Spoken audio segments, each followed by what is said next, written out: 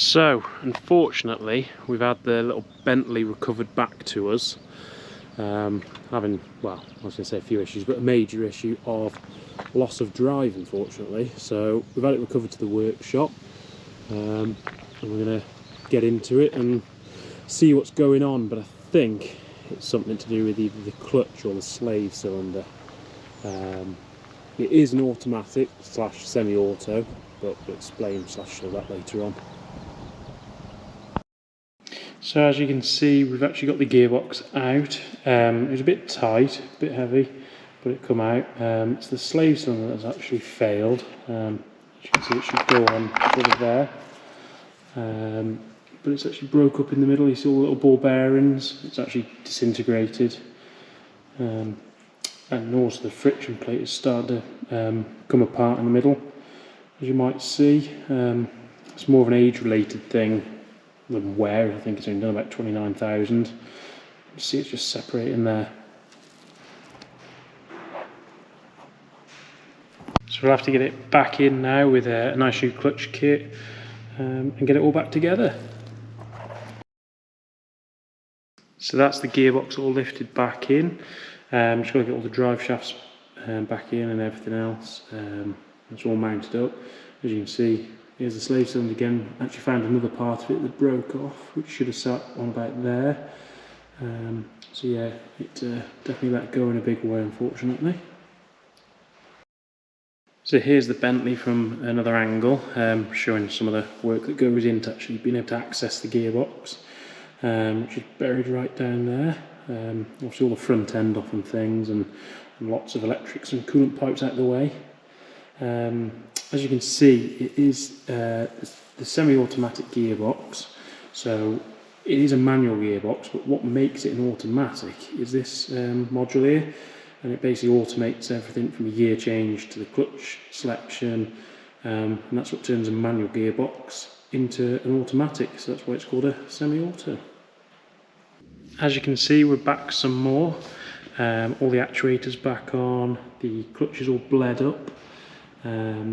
Still got quite a few more parts to put back on, and then we've got to get onto the diagnostics machine, recalibrate the clutch bite point, the gear selection, and then give it a good test drive, and hopefully all's well. So as you can see, we're now all back together, and you can really see what access we actually have down to the gearbox that's somewhere down there. But as you'll see what we had to take off just to get into it. But yes, we're all back together. We've done all the calibrations on the diagnostics and everything, told it to have a new clutch and recalibrated. So, moment of truth. Does it drive? I can't lie, I've already tested it, and yes it does. So, see, into gear, handbrake off, and it moves. Into reverse, and it moves. So I'll go give it a test drive now, make sure we're fully happy with it, and then give it back to the customer. Hey, I heard you want to leave this place where we grew up. This old town, just put it all behind. Remember you and I would always find somewhere to hide when we were kids, so we could see and hear the water run. River's gonna cry when you're gone. So that's the Bentley all done and gone back to the customer. We're carrying on because we've got plenty more to do. As you'll see behind me, we've got the little Transit Custom in that's now sold. We basically done all the service work and everything on it, and part of all our checks and things, we had a look through and noticed that it's never had its wet belt done. So what that basically is it's like your conventional cam belt that's got a service interval, but it's actually inside the engine on these 2-litre Panther engines. Unfortunately, there's a few horror stories out there of them failing a bit early. We always say to people, as long as you, regardless of what Ford say, service them every 12 months or maximum around 8 to 10,000 miles, and use the decent proper quality oil and filters, you should be okay. But even that, there's a recommend from Ford, it's 10 years or about 100 or 120,000 miles, but we never let them go that long. So Ford have actually reduced that, kind of saying don't let them go over 8 years now. And then when you do a bit of research into it, a lot of people are saying more like 6 to 7 years and 70 or 80,000 miles is sort of your maximum. So this one is obviously a 67 plate. I think it's done 72,000, so it's right at that spot where you wouldn't really want to let it go over. So me and Jason had a chat and we said there's no point risking it. We'd sooner spend some money on it now, make sure it's right for the customer, because if it goes wrong, obviously it's damage to the engine, it costs a lot more money, the customer's obviously not going to be happy, and it's not fair. We like the vans to go out right, so we'll do it all, and I'll bring you along the way and show you a bit of what's involved. I've actually never done one of these before. I've done hundreds of cam belts and things, but it's the first transit wet belt, so it's a bit of a learning curve, but I've done the timing chains on the older engines, so yeah, we'll get into it. So I actually forgot to record me taking it apart, got a bit carried away, but more I wanted to concentrate being the first one and things. So there's where your wet belt is. It's all inside the engine. I'm not sure you can see. Obviously it's all off at the moment. I'll show you with the new one put on.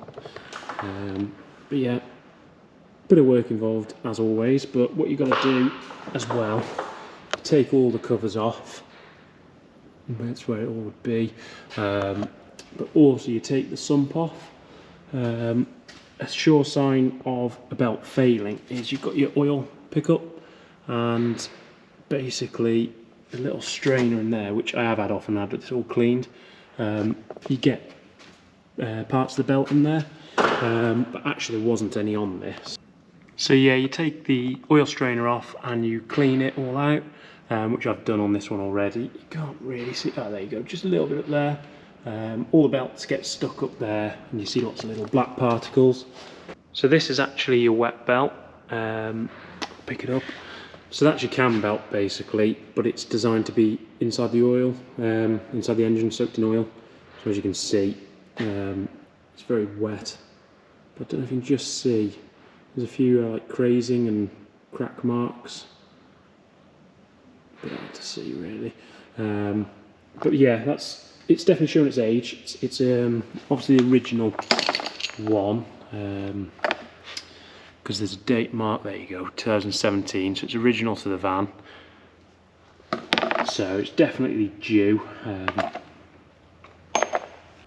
I was expecting it possibly to be worse, only because of some of the stories you hear and things, but it was all okay. But it definitely hasn't hurt by doing it, because we did actually have a bit of an oil leak coming from just under there off the timing cover and things, and like I said, it's a lot easier to replace it with a few parts before anything goes wrong. It's either going to be a new engine or major repairs and everyone's worse off, so we're doing it and we're doing it right. So what we've got is lots of goodies from Ford. We've gone for a complete genuine kit, which there's a new belt, new tensioner in there. We're also replacing the oil belt, the oil pump belt. That's the little one that just sits at the bottom. You have to take it off to get that one off, so just do it while you're in there.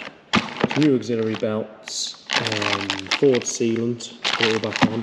And in this big box we've actually got a new timing chain cover, because when you take it off, as you can see, you bend it. You could get it off probably without bending it as much as that, but you put it all back together and it leaks oil. It's just not worth it. We're also going for a new sump as well, because again, it's off. And if you look on this one, it's a bit rusty and things. So again, it's off. Let's do it. Don't cut corners. And yeah, we'll start putting it back together. And also what we will be doing to this van as well, if you can just see, the brake pads are getting very low.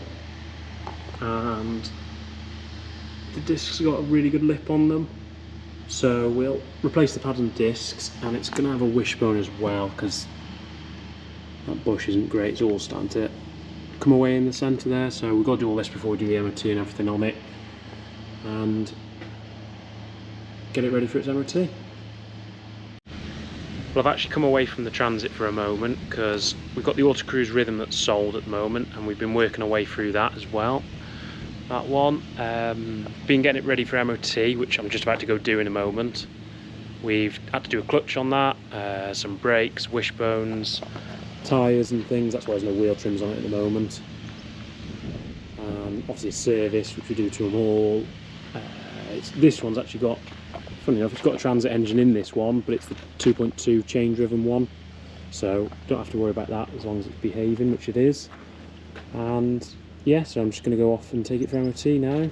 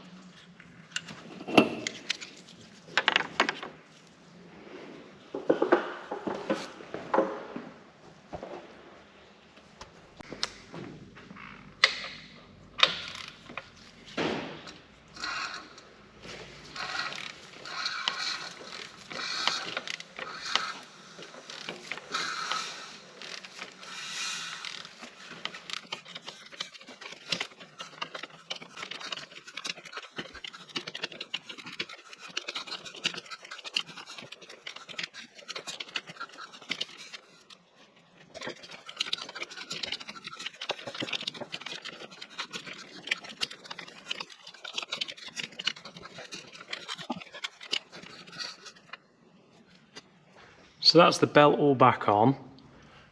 I've gone round, as you've seen there, to bring it all back in time. For the timing marks, which are these, and then the pins at the top, you have to do 14 revolutions of the crank to bring them back in line. So certainly know about that, a bit out of breath. But as you'll see, all the marks are lined back up. I made my own line just to be 100% sure, being the first time doing one of these as well. Because you know, if you go back to your original marks, it's always going to be how it was before. So as long as the top pins go back in now,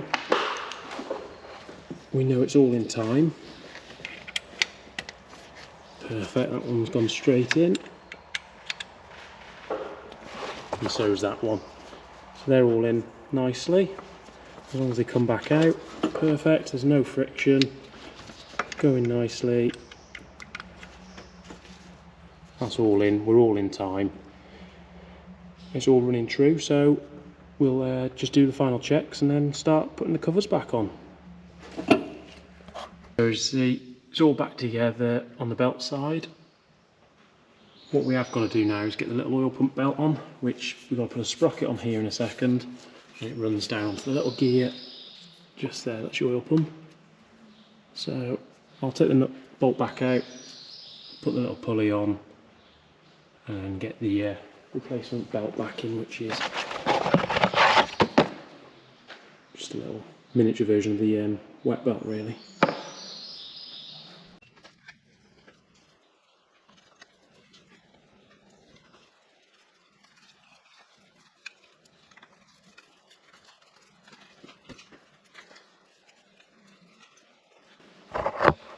So there we go, it's back on. There's no actual adjustment on it, it just slips over and it's all pinched up. Running on there. So we've just got a little cover to put back on here in a minute, which I'll clean up first. And then it's time to put the timing cover back on. Hey, I heard you want to leave this place where we grew up. This old town, just put it all behind. Remember you and I would always find somewhere to hide when we were kids, so we could see and hear the water run. The river's gonna cry when you're gone.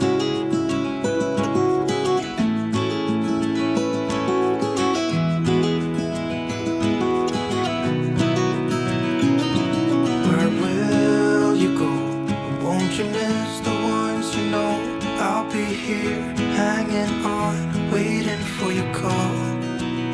Seems like time as a wave passing by, leave a mark in our minds that turn to memories. The river's gonna cry when you're gone, gone, gone, gone. The river's gonna cry when you're gone, gone, gone, gone. The river's gonna cry when you're gone, gone, gone, gone. So that's all the cover back on and bolted up. I've had to put the engine mount all back on as well, because where they go through they like push onto the cover, so you want the sealant to go on nicely. When you're tightening them up, it's always nice to see, I don't know if you can quite see it, but you get a nice little thin bead along there of where the sealant pushes out. And that's where you know it's got a nice coverage all round. You don't want too much coming out because it means it's probably spreading inside, so that's where you've just got to put the right thickness of sealant on. So what we've got left down here, again, all the covers are on and tight now. Obviously I pinched them with the tightening gun and then just went by hand and tightened them all up. All the tension's back on, so I've got to get the crank pulley bolt back on now, and that's there's a bit of a special tightening sequence with that. There's 9 steps in total.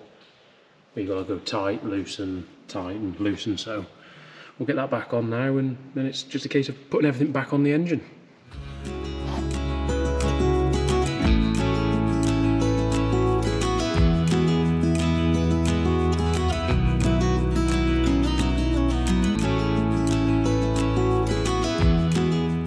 So that's the crank pulley back on and tightened up.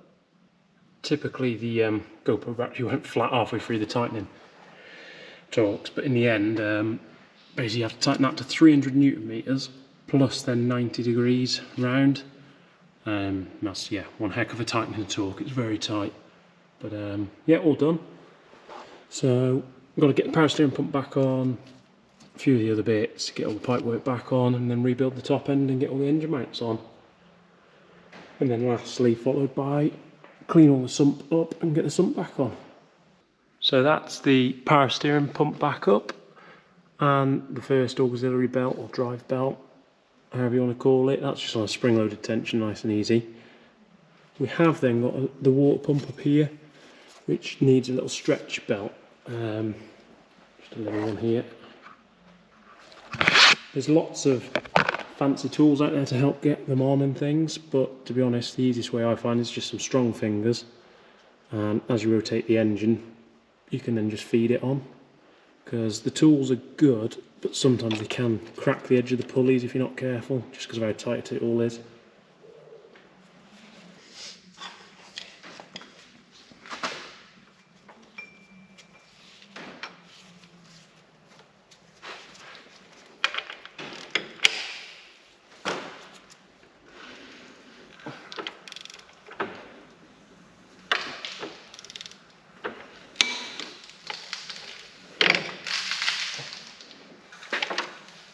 It goes on as simple as that, no fancy tools needed. So we'll just get the big plastic cover back, goes on there, the other cover on, and then it's sump on.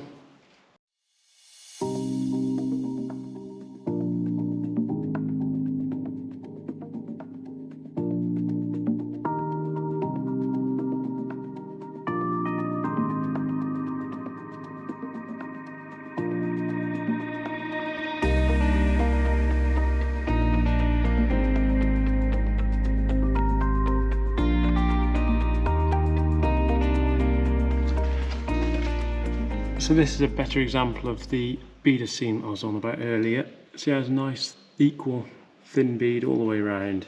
That's what you like to see, because you know it's then sealed every corner of it then. So just got to now clean the sump up.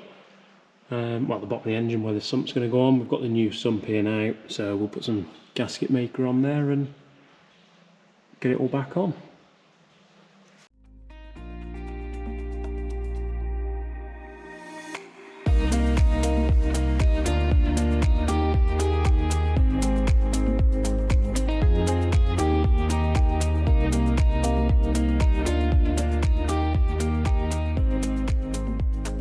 So that's the gasket made up on the sump, ready to go back on the bottom of the engine. You might think, why have I gone round the holes? Because really the first seal should be enough to keep any of the oil in. The reason I do that is when tightening the bolt up around there, it's equal pressure, whereas if you had no sealant here, it'd be minimal, but there'd be a slight twisting force. So if you've got equal sealant around it, as at times, it just makes nice equal pressure and you don't start bending the metal of the sump. So we're all clean up there now. I'll give it one final wipe to make sure there's no oil, and then we'll be ready to go back on and start tightening it up.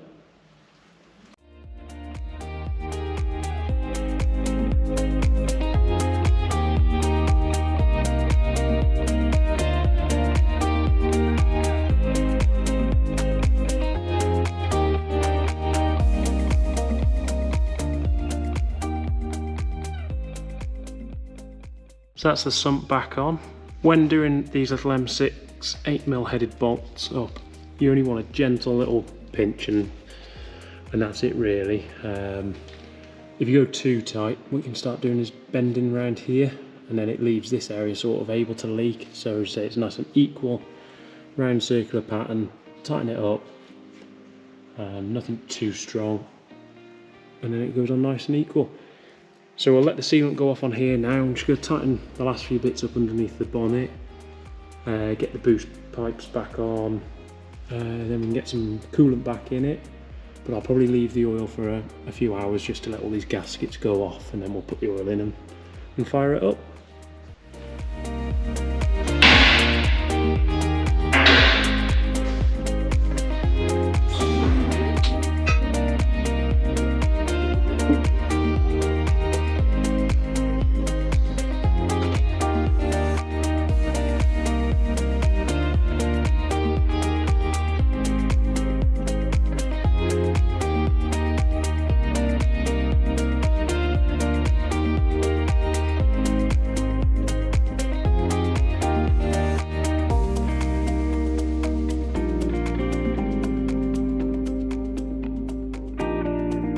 So that's everything back together from up top. Turbo pipe all back on, engine mounts all on, scuttle drain and things are back on, power steering pipes on, power steering reservoir, some more pipe work. It's just the headlight left, but I'll leave that until I've got it running, got up to temperature so I can check all the seals and everything, make sure that's all okay. Got all the antifreeze back in, all the engine oil and everything, so we're ready to fire it up. So I've primed the oil through, but we'll go for a start now.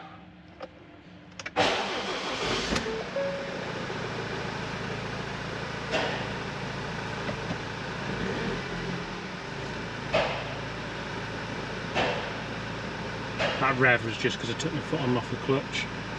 It's got like a, there you go, like an assistive pull-off mode.